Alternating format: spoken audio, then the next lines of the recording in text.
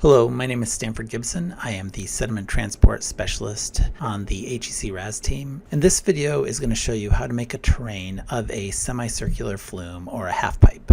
This video will start by just creating a one-dimensional georeferenced flume that the next video will actually convert to the terrain. So if you're interested in just creating a two-dimensional terrain from semicircular 1D cross sections, go directly to the next video. The actual flume that we're going to work with is a flume from Parsons et al., a paper from 2000 that used a half pipe or semicircular flume to model mud and debris flows. This is one of the validation and verification tests that we used for the non-Newtonian features in RAS, and so the next video will actually show you how to use this semicircular flume to simulate one of these mud and debris flow experiments. Both these videos are companion videos to the journal paper we've published on simulating these experiments. This video is just going to start with the mechanics of creating and georeferencing a 1D flume, and then the next video will convert it to a 2D terrain for the mud and debris flow modeling. Some of the same principles are applicable to rectangular flumes, but there are a couple of distinct properties that rectangular flumes have, so we'll do a separate video on those. What we're showing on the screen right now is the actual final simulation of this mud and debris flow, both in RAS and the images from the paper to show where we're kind of headed with this. But we're actually going to start from scratch so you can follow along. The one bit of data that you'll find useful is I do have two cross sections that define semicircular cross sections at the upstream and downstream boundary that I'll use. This is with the accompanying Excel data sheet. The link will be in the description of the YouTube video. So let's start by creating a new project. Navigate to where you want to put it and give it a name. I'm going to call it Parsons Experiment 1A.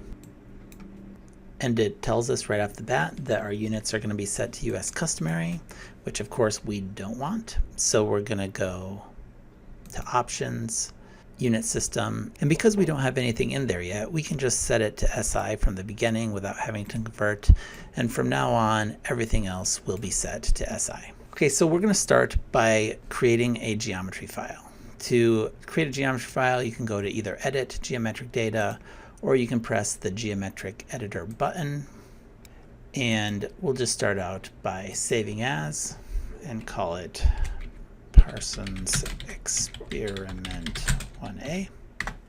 Because we don't actually know where this flume exists in space and we kind of don't care, we're going to just start out by creating a new river reach. We're going to choose this drawing tool, and I've found that flumes generally work better. The signs of the output tend to work better if you draw your flume from left to right relatively straight. Now, I'm not going to be super precious about making this flume straight left to right because we're actually going to go in and define these coordinates. So we'll call this Parsons Flume, and now we have a reach. And so this reach is our 10-meter flume, but we've got it in arbitrary reference frame, and that's okay because we're going to go in and actually georeference it. But the next thing we're going to do is define our cross sections. And so we're going to push our cross section editor button, and that'll give us our cross section editor. And we're going to define this semicircular flume with two cross sections, one at station 0, which is the downstream end, and one at station 10. This is a 10-meter long flume, so that'll be the upstream end. So we'll go to Options, Add New Cross Section, and we'll call the first cross section Station 0. Station 0 will be the downstream end, so the downstream reach lengths will be 0.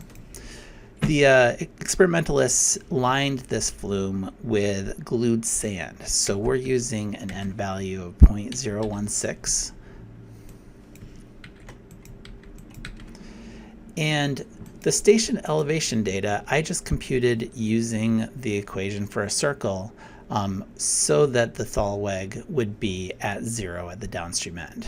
Now, this is a 14.6 centimeter diameter flume. And that means that if the Thalweg's going to be at 0 and the center point's going to be at 0, then the stationing will go from negative 0.073 meters to positive 0.073 meters. So I'm just going to take the station elevation data that I computed and that is available in the spreadsheet and paste it in there.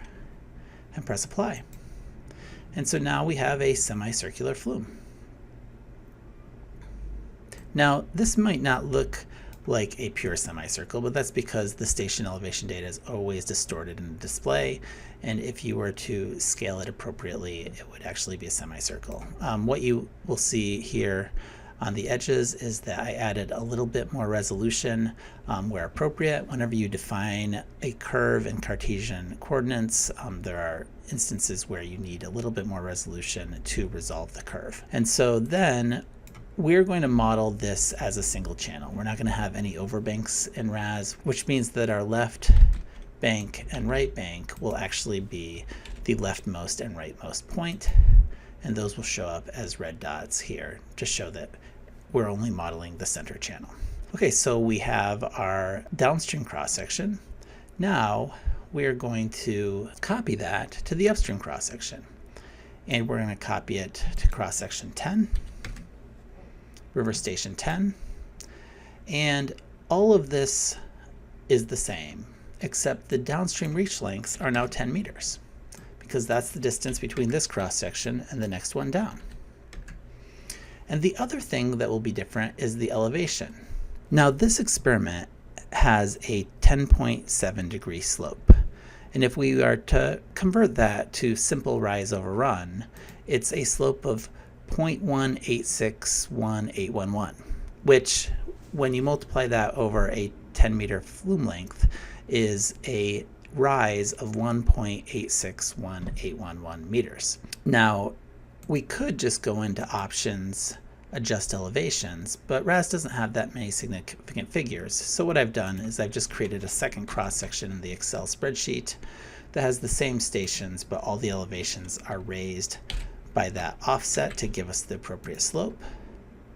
We'll come here, we'll paste and apply, and if I right click here and say full plot, it'll bring us to the same cross section, but now adjusted for that slope difference. All right, so now I'm gonna save this geometry data. And you can see we have our flume and we have our cross sections, but none of this is georeferenced. And if we're gonna build a terrain out of this, we definitely are going to need to georeference it. So what I'm showing on the screen now is the coordinates that we're going to use to georeference this flume. Essentially, the center line station is going to go from x coordinate 0 to x coordinate 10 because it's a 10 meter long flume. And the cross sections are going to go from y coordinate 0 to y coordinate 0.146 because it's a 14.6 centimeter diameter flume, and then we'll center the center line station on that midpoint, which is 7.3 centimeters or 0.073.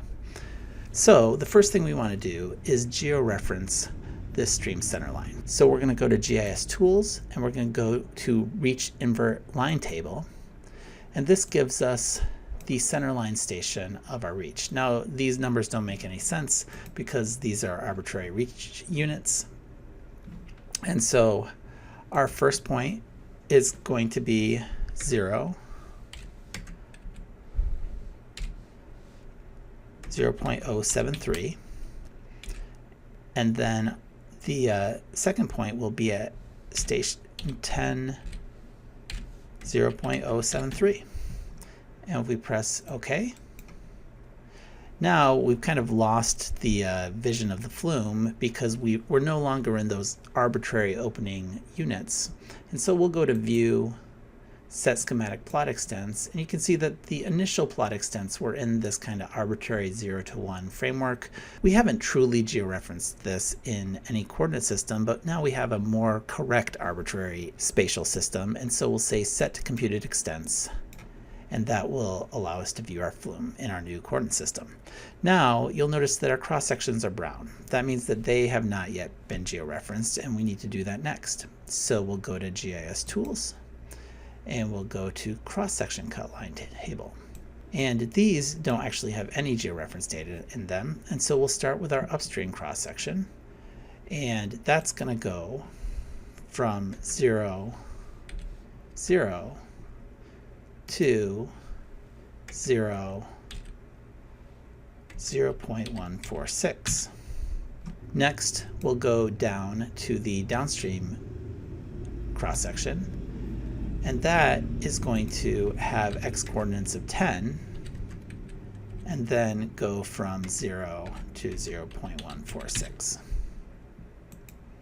All right, so we have georeferenced our Flume and we can save it. And now we're ready to turn it into a terrain in RasMapper. The next video will show how to convert this 1D cross-section into a terrain, and then the third video will actually build a non-Newtonian model to simulate flow through this.